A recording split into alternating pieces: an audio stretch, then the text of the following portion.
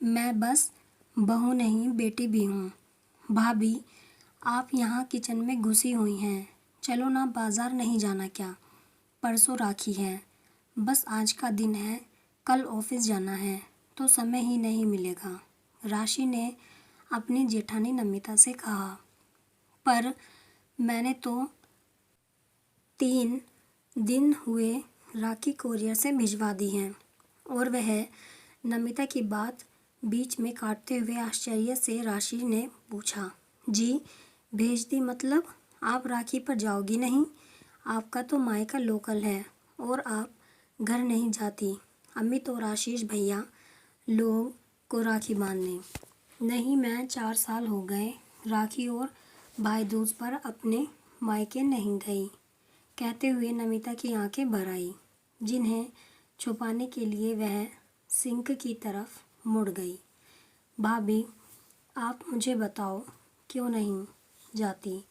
कुछ गंभीर बात है या आप नहीं बताना चाहती तो मैं आप पर दबाव नहीं डालूंगी, राशि ने पूछा। नहीं, ऐसी कोई बात नहीं है। मम्मी जी का कहना है कि रितु और अलका आएंगी राखी वाले दिन, तो वह क्या खुद काम करेंगी यहाँ मायके में? तो अपनी राखी भेज दिया करो कोरियर से। मैंने शुरू में कहा भी कि मैं रात को जाकर भाई लोग को राखी बांधकर सुबह सुबह आ जाऊंगी, तो वह तब भी नहीं मानी।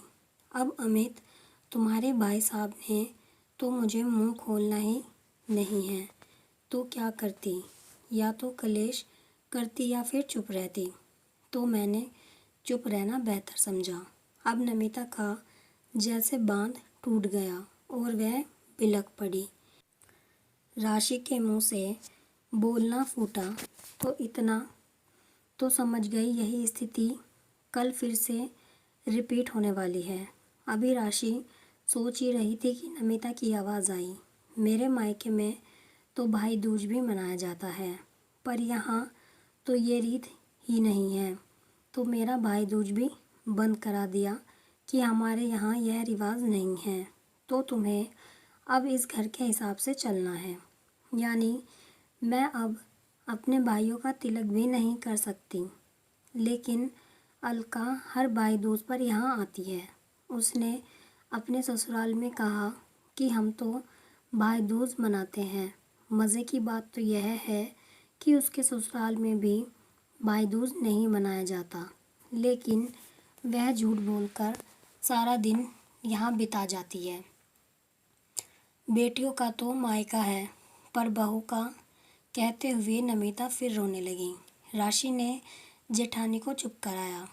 राशि की शादी विवेक से 10 महीने पहले हुई थी, तो जाहिर है कि उत्साह भी कुछ ज़्यादा ही था। नमिता की शादी हुई 4 साल हो गए। उनके 1.5 वर्ष की बिटिया भी थी। दोनों बहुएं कामकाजी थी। आपस में दोनों समझदारी व प्यार से चलती थी। सासू माँ सुमन जी को दोनों का बहनापा पसंद नहीं आया, पर उन्हें आराम मिल रहा था तो चुप लग जाती थी। नमिता बड़ी बहू पर उनका पूरा कंट्रोल था। नमिता का पति अमित माँ के आगे जुबान नहीं खोलता था। नमिता ने शुरू में 1-2 बार कहा भी कि मम्मी का रवैया ठीक नहीं है।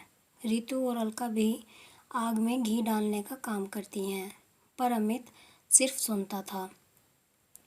गलत को भी गलत कहने का साहस उसमें ना था, तो नमिता ने कुछ भी कहना छोड़ दिया। रात को डिनर करते समय राशि ने सासू माँ से कहा, मम्मी जी परसों राखी है।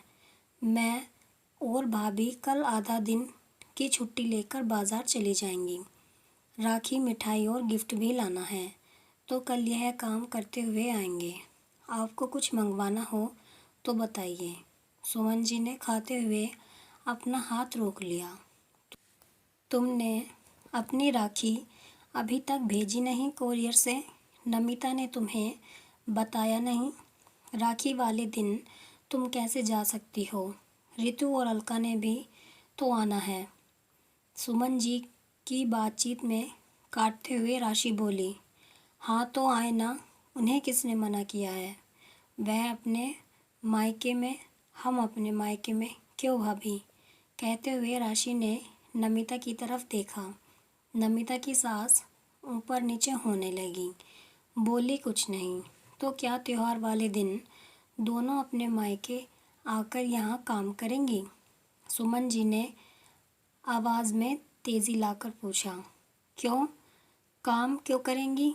हम सुबह सुबह सब कुछ तैयारी करके जाएंगे, बस चपाती बनानी होंगी तो वह तो बन ही जाएंगी।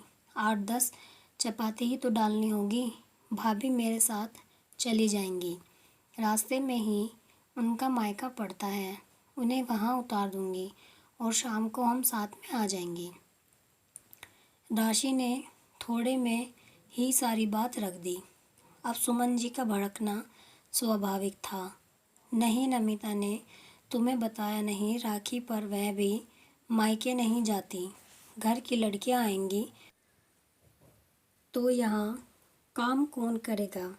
बहू हो तो बहू की तरह रहो। शांति प्रसाद जी, सुमन जी के पति ने कुछ कहना चाहा तो सुमन जी ने एकदम रोक दिया। यह औरतों का मामला है, आप चुप रहिए। और शांति प्रसाद जी चुप बैठ गए। मम्मी जी, बहुएं हैं तो किसी की बेटी और बहन भी हैं। क्या बहू को अपने भाइयों का शगुन करने का, तिलक करने का कोई हक नहीं है। आपकी बेटियां बेटियां और दूसरों की बेटियां। मैं तो ज़रूर जाऊंगी और भाभी भी मेरे साथ जाएंगी। उन्हें मैं छोड़ दूंगी। तभी अमित ने गुस्से में कहा, नमिता नहीं जाएगी और अगर गई तो मुझसे बुरा कोई नहीं होगा। मम्मी ने जो कह दिया तो कह दिया, बाकी तुम्हारा तुम जानो। और विवेक एकदम बोला, सही है भैया, दोनों ही नहीं जाएंगी। और मम्मी, रीतू और अलका दोनों को बोल दो कि वह अपनी अपनी राखियाँ हमें कोरियर से भेज दें।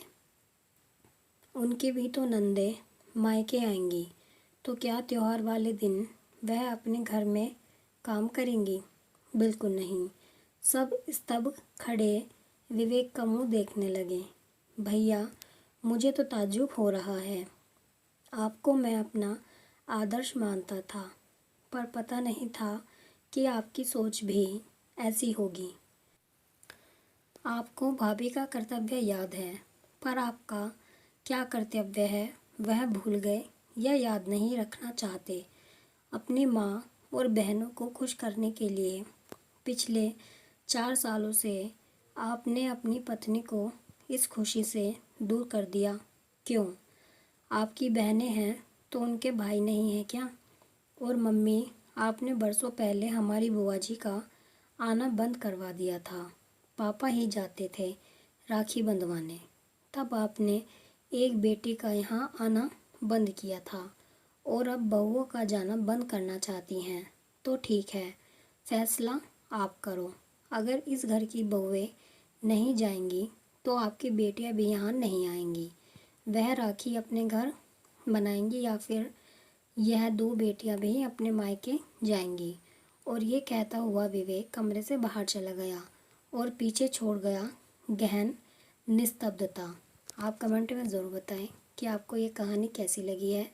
अगर आपको कहानी पसंद आई है तो वीडियो को लाइक करें, शेयर करें और चैनल को सब्सक्राइब करें ऐसी ही कहानी